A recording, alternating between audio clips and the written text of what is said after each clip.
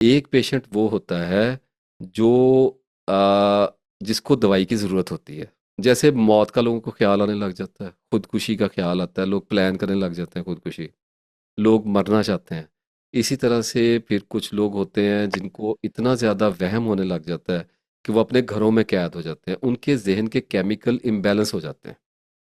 उनको हर वक्त हाथ जी। धोते रहते हैं, लोग चीखते रहते हैं, बाल कटवा देते हैं, रोते रहते हैं, कपड़े नहीं पहनते हैं।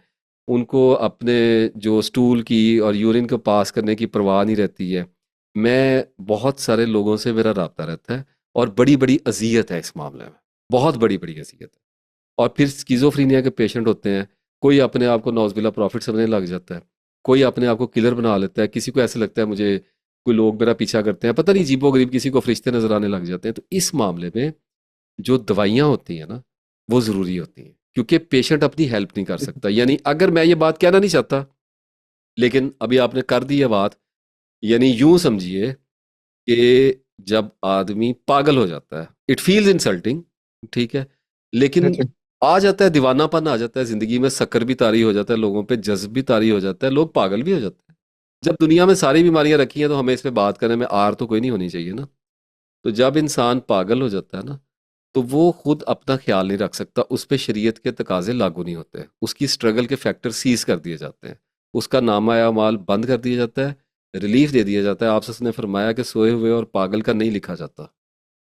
उसको बेचारे को अपना होश नहीं है, उसका लिखना क्या है अल्लाह ताला ने, उसकी ज़िंदगी तो ख़त्म हो गई है ना।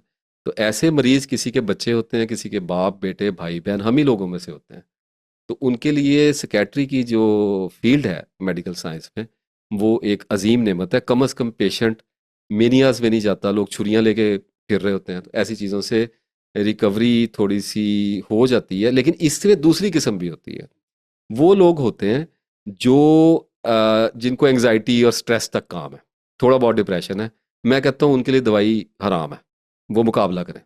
उनके लिए ये बहुत बड़ी ब्लेसिंग आई है, उनको अपने आप के साथ लड़ने का मौका मिला है, अपने आप को गहराई से देखने का मौका मिला है। इस पेन को फेस करें, ये उनको चेंज कर जाएगी बहुत ज़्यादा। दूसरी बात, एक पेशेंट की और भी कैटेगरी होती है जो होते तो बाइपोलर ही हैं, होते स्किज़ोफ्रेनिक हैं, लेकिन उनकी खुशकिस्मती ये होती है कि वो अपने आप को फंक्शनल रख पा रहे होते हैं, जॉब्स कर रहे होते हैं, बिजनेसेस कर रहे होते हैं, सेक्स कर पा रहे होते हैं, खाना खा पा रहे होते हैं, कपड़े पहन पा रहे होते हैं, तो आमतौर पे अपने आप को मास्क कर लेते हैं। ये पेशेंट जो होते हैं ना, ये फिर बड़े बड़े दावे करने लग जाते हैं, इमाम मेहदी बनने के दावे करने लग जाते हैं, लोगों को अपने पीछे बुला लेते हैं। पीरों फकीरों में ये बहुत छुपे हुए होते हैं लोग, अच्छे लोग भी होते हैं, लेकिन इनकी जी। भी एक कसीर तादाद होती है जिनमें आमलीन होते हैं, जो लोगों की औरतों की इज्जतें लूटते हैं, उनको उल्टी सीधी हरकतें बताते हैं और पागलपुने करते हैं। आपने बड़े बड़े पागलपुने होते हुए देखे भी हैं, पाकिस्तान में फूकें भी बज रही हैं, बिल्कुल सर, बड़ा बिल्कुल बड़ा कुछ हमारे बिल्कुल। सामने मैडनेस का ऐसा डांस हो रहा है कि हम हैरान हैं कि क्या दुनिया करे। तो ये मैं इन लोगों की बात कर रहा हूँ, इनकी जो आखिरत में फैंटी लगनी है ना,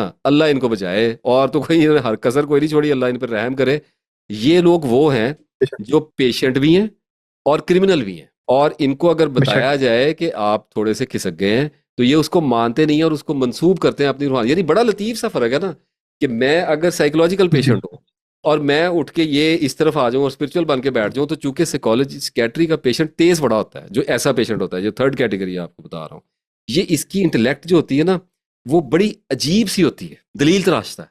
बेशक। तो इस सारे मामले में अगर मैं ऐसा करूंगा और मैं ये जानते पूछते करूंगा, अपनी जिंदगी पे गौर नहीं करूंगा और अपने नॉलेज को हयातुत दुनिया के लिए इस्तेमाल करूंगा, जबकि मुझे पता होगा कि मेरे पास कुछ भी नहीं है, मैं किसी गिनती में नहीं आता और मेरे अंदर से स्कैटरी के इश्यूज हैं, मैं अपना इलाज नहीं कराऊंगा। यानी इलाज, अगर बेशक मैं दवाई ना भी खाना चाहूँ, अपने आप को ठीक समझता हूँ, तो मुझे अपने आप पे काम करते रहना है। तो ये तीसरी किस्म जो होती है ना, ये बड़ी खतरनाक होती है, ये पूरी की पूरी बीमारी को उठा के बेच देते हैं, पूरी की पूरी बीमारी को, और उस पे लोगों को धोखा दे जी देते हैं, जी। अपने आप को धोखा दे देते हैं, अपने घर वालों को धोखा दे। इनके बारे में भी अल्लाह ने कहा है ना, ये भी वो कैटेगरी है जिस पे अल्लाह ताला कहता है कि अपने आप को धोखा देते हैं, अल्लाह को कैसे दे सकते हैं।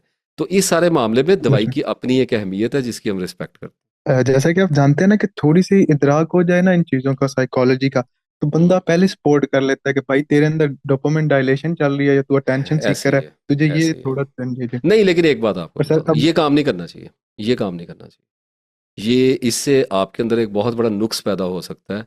जितनी भी स्कैट्री सीखनी है ना, उसको अपने ऊपर अप्लाई करो, दूसरों पे ना करो। ये स्पिरिचुअलिटी होगी, ये स्पिरिचुअल सीकिंग होगी कि जो स्कैटरी आप लेके आ रहे हो बाहर से इकट्ठा करके सामान, आप उसको अपनी लेबोरेटरी में टेस्ट करोगे, वैलिडेशन आपके ऊपर होनी है, दूसरे पे नहीं होनी। दूसरे पे करोगे तो वही कर रहे हो, नॉलेज का बाई प्रोडक्ट हो जाएगा कि आप उससे पावर ले रहे हो, आप उसको सेल कर रहे हो या उससे पावर ले रहे हो, एक ही बात होती है। नहीं सर, अब फेक और रियल में इतना तो आपको नहीं होना नहीं, चाहिए वो ना कि आपके बंदा अपने लिए है, कैसा मैं है। समझ रहा हूँ, बट जजमेंट जो होती है वो आपके अंदर से अगर निकल के आ रही है तो आपको बचा रही है। अगर आप उसको बाहर बता रहे हैं तो आप उसको अब्यूज कर रहे हैं, वो जुल्म हो रहा है लोगों के साथ। तो वो मैं कहता हूँ, मैं तो इससे इनकार नहीं किया, लोगों का भी पता चल ही जाता है, लेकिन अपने अंदर होना चाहिए ना जी आपकी हिफाजत के लिए। आपको डाकू नहीं लूट सकता, आपको चोर नहीं, ठग नहीं आपको लूट सकता, आपको धोखा नहीं आ सकता, आपको डैमेज नहीं किया जा सकता, इमोशनली आपको मोलेस्टेड नहीं किया जा सकता। I am sorry to using these kind of words. जी तो जी। आप थोड़ा सा बच बचा जाते हो, लेकिन मेजॉरिटी ऑफ जो मेजर सेकेटरी का नॉलेज आपके अंदर होता है वो आपके अपने ऊपर अगर टेस्ट होगा तब जाके रिजल्ट निकालेगा, अदरवाइज उसका कोई फायदा नहीं। एडीएचडी के बारे में क्या है, जल्दी जल्दी। यार कुछ भी एडीएचडी नहीं के है, बारे में देखो आपका क्या मैं ख्याल कुछ बीमारियां ऐसी रखी हुई हैं जो आम तौर पे लोग इसको सजेशन ही समझते हैं, फंक्शन नॉन फंक्शनली हो जाता है आदमी। लेकिन आपको एक और बात बताऊं, बहुत सारे हार्ड आराम भी अपने आप को एडीएचडी समझने लग जाते है? जी बिल्कुल बिल्कुल, हैं। सॉरी फॉर मैं कटिंग इसमें यू। ज्यादा जी ऐसी जी बीमारी, मैंने जी एडीएचडी को ना ज्यादा टच नहीं किया, मैं कुछ इधर छोड़ देता होता हूँ। और मेलाडॉप्टिक बिल्कुल ड्रे ड्रीमिंग वगैरह इस बिल्कुल। किस्म की भी चीजें हैं। और मैं कहता हूँ कोई ऐसा वो तो नहीं है कि जन वो बिल्ली के भागो छींका टूटा बीमारी का नाम पता लग गया, जान छुट गई। सर ये वाला देखे ना कि काम नहीं। जनजी में हम 3 घंटे की फिल्म तो देख लेते हैं जनजी, मगर हाँ, वो 10 सफ़े किताब के नहीं पढ़ने होते वो सर, एडीएचडी एडीएचडी हो हो। जाता है, हमें कहते हैं होता नहीं है। तो वो देखो बात ये हाँ है कि सर। बड़ी से बड़ी भी बीमारी हो जाए ना, अगर तो आदमी बरूए कार आने का फैसला कर ले और अल्लाह के जी साथ जी। सिंक हो जाएगा, या अल्लाह बस मैंने तेरे पीछे चलना है, तो बड़ा बड़ा जिंदगी में मौजूदा होता है, बड़ा बड़ा मौजूदा होता सवाल ये है कि ये जो मैं लूसिड ड्रीमिंग यानी कि ओपन आई ड्रीमिंग करता हूँ, मतलब देखें कि कभी कुछ नॉलेज ले लिया ना तो मैं उसको बता रहा होता हूँ, यानी कि एक थॉट में ना लोगों को वो मैं गाइड कर रहा होता हूँ उसके है। लिए। तो वो हम्म, काफी देर में उस थॉट में रहता हूँ, काफी हम्म, लंबे लंबे टाइम के लिए थॉट में रहता हूँ। तो हम्म। वो क्या है, क्या मसला है? कुछ भी नहीं है, मैस्टरबेशन है, मेंटल मास्टरबेशन है। You are using that thought हाँ to उस extract some sort of certain sensations like joy, like pleasure, like a sense of satisfaction. That's all about it. You have to leave, you have to do some sort of struggle, and you have to watch which is and what is unreal. Time लगता है इसमें, से वो time लगता है। वो dominate कर जाता है ना वो थॉट, बार बार बार। नहीं कि मैं बहुत ही ज्यादा ना अभी देखूंगा ना, ये मैं काफी देर से सुन रहा हूँ तो मुझे बाद में आएगा कि नासिर साहब को ये कहना था, ये नहीं कहना था, हाँ, वो आप पीछे उन्होंने जो उसमें बात आप की वो इवेंट ठीक को थी या गलत। दोबारा रीलिव करते हो, उसको आप मॉडिफाई करके you act like a mini God. आप उसको दोबारा से जी जी। एक उसको स्टेज करते हो और उसको परफेक्शन की एक अपने आप से, वो कुछ भी नहीं है, ये इमेजिनेशन का थोड़ा सा मसला होता है। और वो तस्बीहात अगर चल रही हो तो ये खुद ब खुद खत्म हो जाता है, और फिर ये ऐसी जगह पे आ जाता है तो कौन? जिसमें मैंने 25 साल किया है।